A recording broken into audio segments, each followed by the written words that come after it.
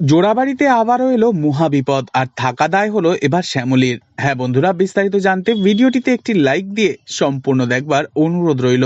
জোড়াবাড়িতে ঠাম্মি, প্রিয়া দিদি ও অপ্রতিমরা বারবার শ্যামলীরই সাথে থেকেছে, কারণ তারা চায় অনিকেত ও শ্যামলী যেন এক হয়ে থাকে এই জোড়াবাড়ি জুড়ে। তবে অন্যদিকে শ্যামলীকে যারা কিছুতেই সহ্য করতে পারছে না, তারা চাইছে শ্যামলী যেন চলে যায় এবার জোড়াবাড়ি থেকে। তবে এবার দেখা যায় অনিকেতের সাথে রেস্টুরেন্টে তিস্তার দেখা করতে যায়। তবে শ্যামলীর বাড়ি ফিরতে ভীষণই রাত হলে অনিকেত ঘরে বসে ভীষণই দুশ্চিন্তা করতে থাকে, আর ভাবে এত রাতে শ্যামলীর আবার কোনো বিপদ হলো না তো রাস্তায়, সেবারের মতন।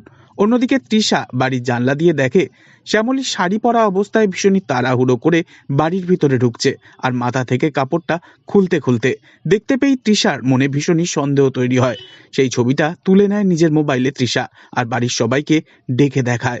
অনিকেতের মামনি সেই ছবি মোবাইলে দেখতে পেয়ে ভীষণই রেগে যায়, আর অনিকেত কিছুতেই বিশ্বাস করতে চায় না মোবাইলে সেই ছবির দিকে তাকিয়ে। অনিকেত শ্যামলীকে এরপর প্রিয়ার একটা ওড়না দিয়ে বলে, এটাকে আপনি ঠিক তিস্তার মতন করে মাথায় চাপা দিন, আমি দেখব।